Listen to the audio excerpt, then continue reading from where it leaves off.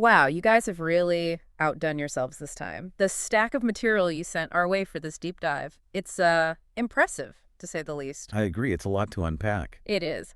But you know what? That just makes the challenge even more exciting, right? Absolutely, I'm up for it. Me too. Hmm. So let's dive in, shall we? What we've got here is a collection of different perspectives, writings, teachings, all centered around this idea of the types of people who we might need to release from our lives. People who might be holding us back. Exactly, holding us back from becoming who we're meant to be, from reaching our full potential, from stepping into our purpose. And it's not always about negativity or toxicity either. Sometimes it's just about recognizing those relationships that no longer serve us, or that might even be hindering our growth. Right, and that can be a tough realization to come to terms with, because we're often taught to value loyalty and to hold on to relationships no matter what. Yeah. But this deep dive kind of flips that script. It's more like tending to a vine. You have to prune away those unproductive shoots, those suckers, so that the healthy ones can flourish. I love that analogy because it really speaks to the intentionality and the care that goes into cultivating a thriving life. It's not about being ruthless. It's about being wise and discerning about the energy we allow into our space. And sometimes that means making tough decisions about who we keep in our inner circle. So let's get specific here. The source material outlines 8 categories of people who might fall into this category of suckers. And what's really fascinating is how it uses these biblical figures as archetypes to illustrate these dynamics. Yeah, it's a way of tapping into these timeless patterns of human behavior. Yeah. These stories have resonated with people for centuries for a reason. Exactly. So first up, we have the betrayer, the Judas archetype. What am I looking for here? Well, think about the story of Judas. He was one of Jesus's closest disciples, someone Jesus trusted deeply.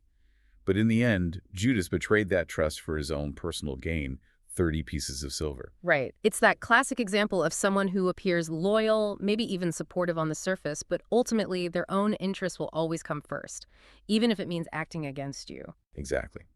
And the source material connects us to Psalm 41.9, which talks about the pain of betrayal from someone close. It's that deep sense of hurt and violation when someone you thought was in your corner turns against you. Okay, so that's the betrayer. Next, we have the toxic companion, which is likened to Jonah.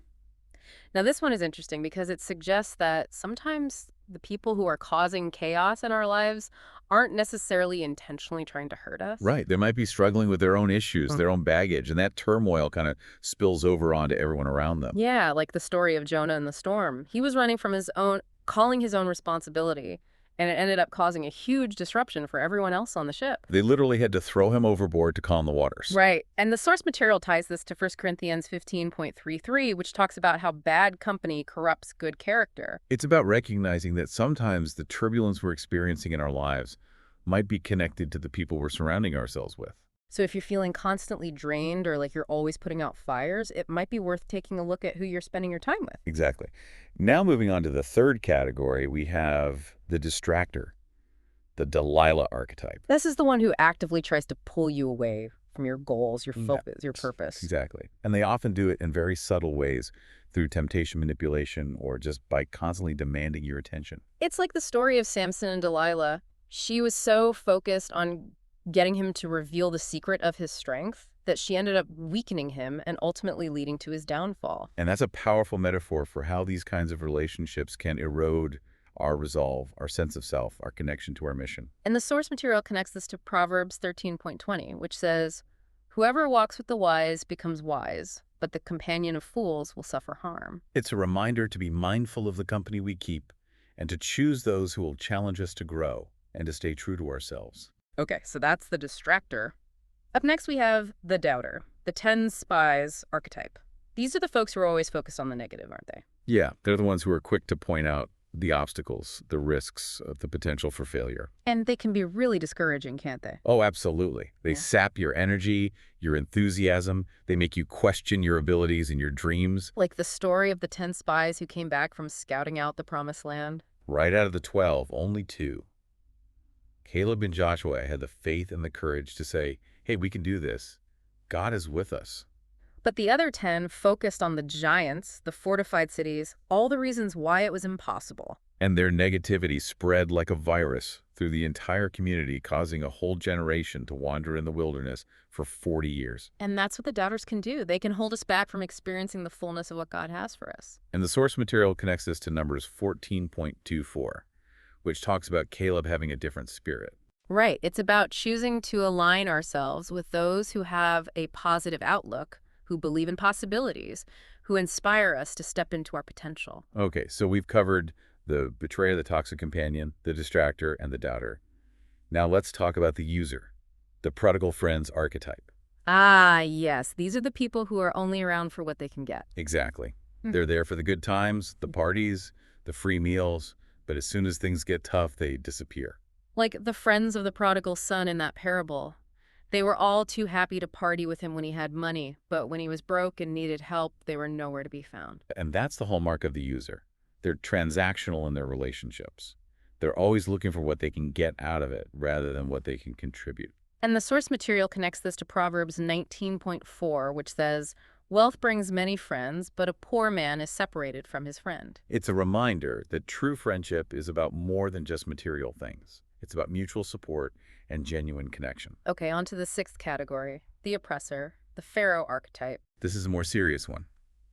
This describes those individuals who actively seek to control you, to limit your growth, to keep you under their thumb. It can be really damaging to be in a relationship with someone like this. Absolutely. Yeah. It can erode your self-esteem, your sense of agency, your very identity. Like Pharaoh in the story of the Exodus, he refused to let the Israelites go, even when God sent plagues and miracles to convince him. He was so determined to maintain his power and control that he was willing to inflict suffering on an entire nation. And the source material connects this to Galatians 5.1, which says, "It was for freedom that Christ set us free. Stand firm, therefore, and do not submit again to a yoke of slavery." It's a reminder that we are not meant to live in bondage to anyone or anything. We are called to freedom to live out our God-given purpose. So if you're in a relationship where you feel constantly stifled or controlled, it's important to seek help and support. Yes, there are resources available to help you break free from these kinds of toxic dynamics. Okay, on to the seventh category, the envious, the Saul archetype. This one can be particularly painful because it involves the lack of support and celebration from people who are supposed to be in your corner. Right. Instead of being happy for your successes, they're jealous. They're resentful. They might even try to sabotage you. Like King Saul.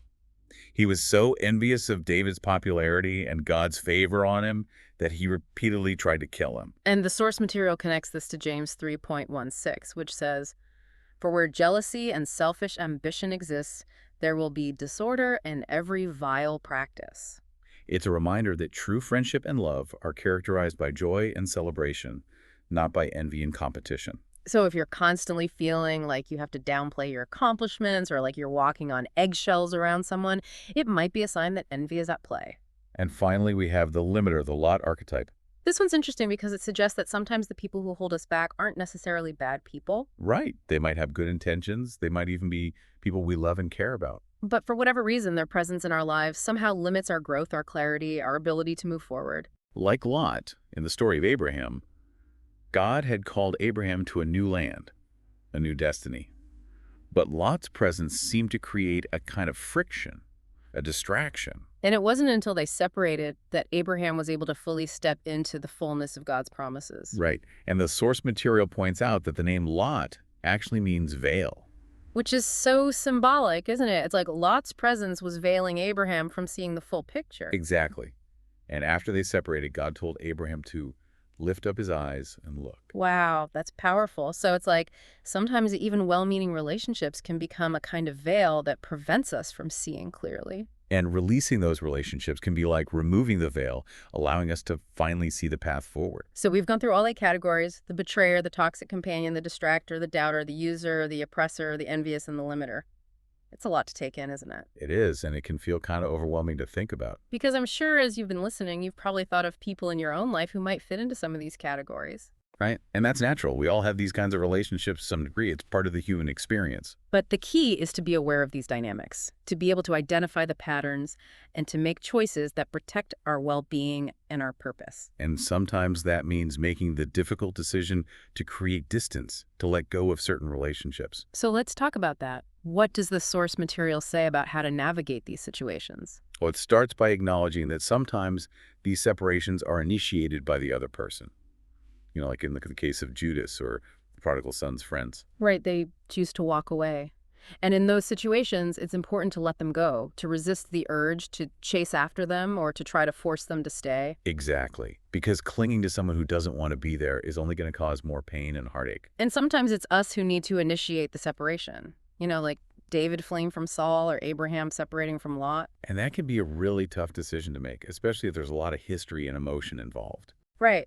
But the source material emphasizes that sometimes it's the most loving and healthy thing we can do for ourselves and for the other person. Because staying in a relationship that's no longer serving either party is only going to lead to resentment and dysfunction. And there's another important point that the source material makes. It's not just about the people who leave our lives. It's also about the reasons why they might leave. And sometimes those reasons are beyond our control. Like in the case of Paul and Barnabas. They had a disagreement about their ministry and decided to part ways. But that separation ultimately led to a greater impact because they were able to reach more people by working independently. Exactly. And then there are times when God himself removes people from our lives. And that can be really hard to understand. It can. But the source material suggests that there's always a purpose behind it. Sometimes it's for our protection, like David being protected from Saul. Or it could be to propel us into our destiny, like Joseph being sold into slavery, but ultimately ending up in a position of power where he could save his family. And sometimes it's simply to make room for new connections, new relationships that are more aligned with our purpose. Like Isaiah 43.18-19, which talks about forgetting the former things and embracing the new things God is doing. And Jeremiah 29.01, which says, "For I know the plans I have for you, declares the Lord, plans for welfare and not for evil, to give you a future and a hope." So even though it can be painful to experience these separations, it's important to trust that God has a bigger picture in mind. He's always working for our good, even when we don't understand it. So let's talk about some practical advice for navigating these seasons of letting go. What does the source material suggest? Well, the first piece of advice is to simply let go, to release the person or the situation without resistance. It's about surrendering control and trusting that God has got this. Exactly. The second piece of advice is to grieve, but don't hold a grudge.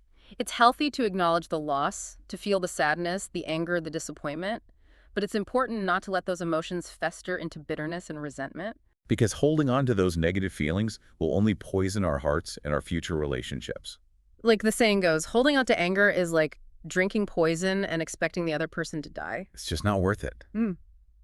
The third piece of advice is to stay hopeful. To remember that our future is not determined by who is or isn't in our lives. Our hope is in God and his promises for us. And the source material makes a point of saying that people often overestimate their own importance in our lives. We might think that we can't live without a certain person or that our world will fall apart if they leave. But the truth is that God is our source, and he can always provide what we need, whether it's through new relationships, new opportunities, or simply his own presence and comfort. And the final piece of advice is to keep the lights on. What does that mean exactly? It means don't burn bridges unnecessarily. Even if the relationship was difficult or painful, there's no need to create more animosity. Because you never know what the future holds. Right. There might be a time when reconciliation is possible, or when you have an opportunity to help the other person. Or maybe God will use that relationship in a way you never expected. It's about leaving the door open to possibility rather than slamming it shut. So as we wrap up this deep dive, I think the key takeaway is this. Letting go can be a powerful act of love, both for ourselves and for others. It's about recognizing when a relationship has run its course and having the courage to step away. It's about releasing the need to control and trusting that God has a bigger plan. And it's about choosing to live in freedom and hope rather than in bondage and fear. So I want to encourage you as you go about your week to reflect on these 8 categories and to consider which, if any, resonate with your own personal experience. And if you find yourself in a situation where letting go is necessary, remember the advice we've shared. Let go, grieve, but don't hold a grudge. Stay hopeful and keep the lights on. And most importantly, trust that God is with you every step of the way. He will never leave you nor forsake you. And who knows, releasing certain relationships might just open up space for something even more amazing to come into your life. Something that you can't even imagine right now. That's the beauty of letting go. Yeah. It's an act of faith. It's a step into the unknown. But it's also an invitation to experience the fullness of what God has for us. And that's a journey worth taking, don't you think? Absolutely. I couldn't agree more. Thanks for joining us for this deep dive. I hope you found it as insightful and thought-provoking as we did. And until next time, keep seeking truth, keep growing, and keep letting go of anything that's holding you back from becoming the best version of yourself. We'll see you soon. Take care.